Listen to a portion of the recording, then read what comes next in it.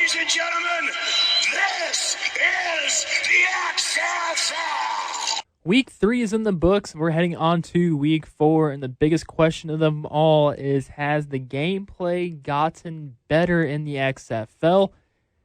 It might shock you a little bit, because we also know that DC Defenders is supposed to be the best team out there. They were undefeated coming into the game against LA. Granted, there's only 2 games prior to that, and they did lose. So, in LA, they're supposed to be like one of their worst teams in the league. And LA actually looked like they actually played like a very good football team. But has this gameplay gotten better? I believe so. I think it has. You can pinpoint the best teams in the XFL right now between Houston and St. Louis, but you can also see that the Vipers and Guardians are the worst teams in the league. And there's some ways to, it points out to you that why the Vipers and Guardians aren't that great. It's because of quarterback play. They do not have a traditional quarterback. We've already heard today that I'm going to talk about a little bit later. Quinton Flowers is no longer a part of the Tampa Bay Vipers. He was apparently their backup quarterback, but Taylor Cornelius is now their starter since Aaron Murray's hurt. Not totally for sure what's wrong with him, but their quarterback play is not the greatest. Same with Matt McGowan of the Guardians. He'll play for the first quarter or even the second quarter and still throw for 2 interceptions, and they can just pull him after that. Maybe they need to figure some things out, that knowing that quarterback play is huge in the XFL, because that's what's going to bring your viewerships in, because if there's not good play on the field, people will just tune out. But I believe the gameplay has gotten a lot better between, say, teams such as Houston, St. Louis, because, one, they both have 2 good quarterbacks with P.J. Walker and Jordan Ta'amu. And if you go to Cardale Jones is a decent quarterback. Josh Johnson is a decent quarterback in the league as well. Brandon Silvers is a guy that you can see him shine at times, but it's also Seattle. They do not have much of a wide receiver threat for them. So you got to think there's a little mix in the shuffle. But this gameplay has gotten a lot better. There's some play callings that, of course, as coaches, you are going to expect them to make dumb things, and, of course, that's what happened. But the gameplay has gotten a lot better. Now, with turnout-wise in the XFL, people are still watching it, of course. People are actually going to the games. But the thing that kind of discouraged me a little bit was when, during the Wildcats and Defenders game, in LA, they had to tarp off two sections, 2 big sections in the end zones, which those are supposed to be the cheapest seats out there to watch, which is kind of discouraging. But then again, it's also LA, and it's hard to get people butts in seats between whether if it's a Chargers game, a Rams game, at times, and with baseball games as well, with the Angels and with the Dodgers. There's at points and times that you cannot get people butts in seats if it's something that they're not interested in, especially with football in that area. Football is not an interesting or sexy sport in LA. I'm very surprised they still have 2 NFL teams, and they also have the XFL team there. It's just not a sexy thing for them. And knowing that those areas are tarped off, luckily they have a tarp on there that has LA Wildcats on there, but they're also getting more people bunched together. But they're still getting a great turnout on the sides and everything else in there. Tampa Bay brought in a decent crowd, which I'm very shocked for their home opener, which is really good. And this is going to be common for the startup league of a decent crowd. Maybe it's going to grow a little bit. Maybe it's going to go down. But the thing that stood out to me the most was crowd-wise was the lower bowl in St. Louis was sold out last week. And that's good. That I believe if you have fans interested in this sport, you're going to see a better turnout in what the games are going to look like, and we're going to have better competitive games.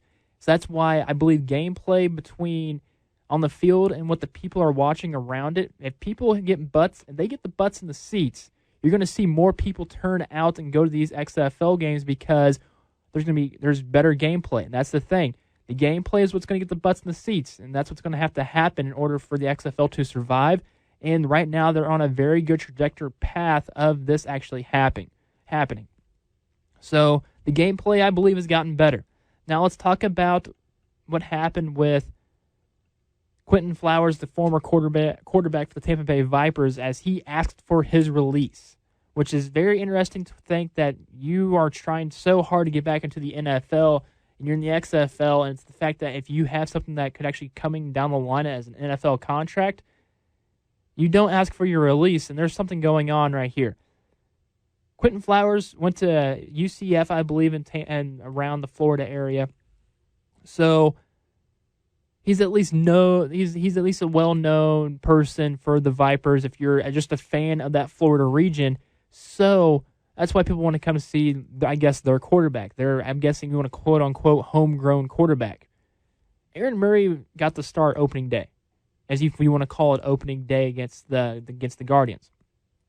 There wasn't a great opening day. We saw Flowers actually come in and play a little bit as he went 1 for 2 with 37 yards. And that pass he connected for 37 yards was a beaut and a dime. It was a beautiful pass. You can see the potential in that from that week 1. Week 2, they named Taylor Cornelius the starter, which doesn't make sense. And they made the option of making Taylor Cornelius and Flowers the 2-on-2 quarterbacks. They're just using him they're just using a 2-quarterback system, which in any type of system of that does not work at all.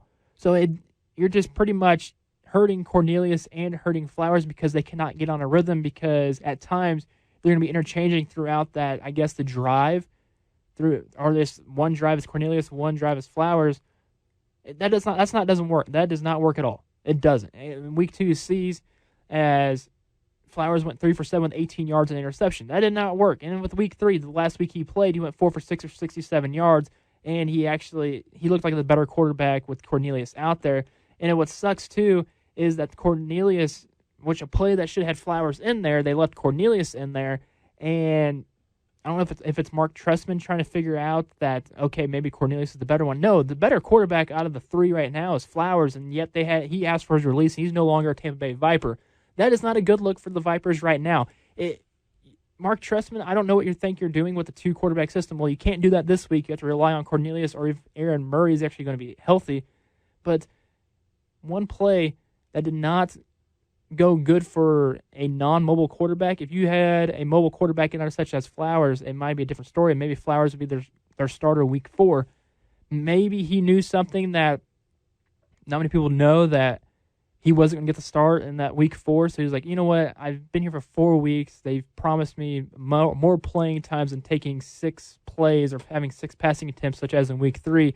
I think I was going to take my talents elsewhere. Maybe the CFL is my thing, or I doubt he makes another NFL roster, but there's a good chance he might. You never know, because these startup leagues can produce players, but if you're already asking for your release from a team and they grant it to you, there's something going on. No, I do not believe the XFL is folding, or he knows something that the fans do not. There's just way too much of money that's involved in this league that's making it doesn't look good for the Vipers itself, but it doesn't mind, or does not hurt the XFL at all. And going into my next point of possible expansions, because of how this growing popularity of the XFL, everybody wants a team here, everybody wants a team there. You know what? I'm going to give you 3 teams that could possibly come in the West, and 3 teams that could possibly come in the East Division, as the XFL is split between 2 divisions between the East and the West. We'll start off with the West first. And one of the teams that I could think as a possible expansion is Omaha, Nebraska. And, I mean, you can say that they need another professional sports team because they have the AAA system of the Kansas City Royals, the Omaha Storm Chasers. They were a part of the UFL at one point, which is the Spring Football League back in 2010. They were the Nighthawks then, and they sold out every single time they played. So they have at least some sort of backing, as if there's a sport in Omaha, people will go see that. And that's what we saw 10 years ago. Maybe 10 years later, they have that exact same thing. It could happen that way. Now let's go to the second city that could put in an XFL team. San Antonio, Texas. A third team might be a little bit much, though, for the XFL, it being in Texas. But San Antonio, we saw they were part of the AAF as the San Antonio Commanders, and they brought a crowd every single time they had a home game through that 8-week season, or the 8-week stint that the AAF had. And the fans were completely torn when they found out the AAF was closing. These fans, the local bars, everybody loved the San Antonio Commanders because they got a football team in San Antonio. They don't have to worry about going to Houston, going to Texas. This is a big market area in Texas, as in San Antonio, that will draw fans. They love the Spurs so much. Even when the Spurs aren't doing great, they'll still go to the games because they love their sports. San Antonio is a good sports town, and I'd be shocked if the XFL doesn't try to get something in there or does not get something in there. That I would just be completely shocked. The other West team, possibly Kansas City, Kansas. The border of the East and West pretty much goes down the Missouri River all the way down, and also kind of a little crossover. Yeah, it's weird. It cuts Kansas and Missouri right down the side. But so that's why you got to add it in the Kansas City, Kansas side. And they have a great location as it's Sporting Kansas City, their soccer stadium. They can play it right there. It's a nice, romantic area. Plus, Kansas City was a part of the top 5 markets that watched XFL opening day. I believe it was like they drew in 3.6 on the ratings-wise. That's good. You want to go to expand into the locations where people are watching. And if it's Kansas City's one of them, put a team there because people will turn out and watch football. No matter if it's in the fall or if it's in the spring, people will watch football in Kansas City. Now let's go to the East. Let's bring back the Birmingham Thunderbolts. Yes, Birmingham, Alabama could make their re-debut in the XFL.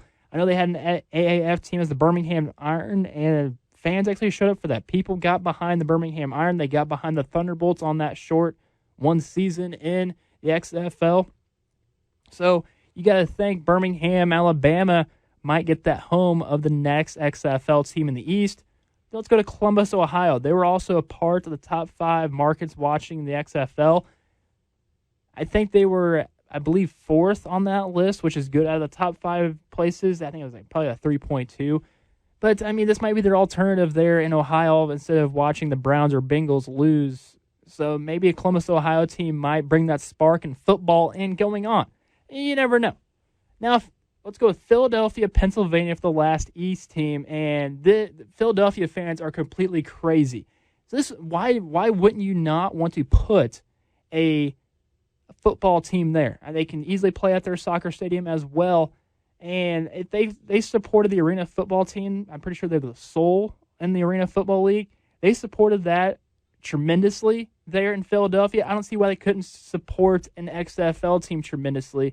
And it's a very good way to broaden the horizons for Philadelphia. Yes, they have the Phillies. Yes, they have the 76ers. Yes, they have the Eagles.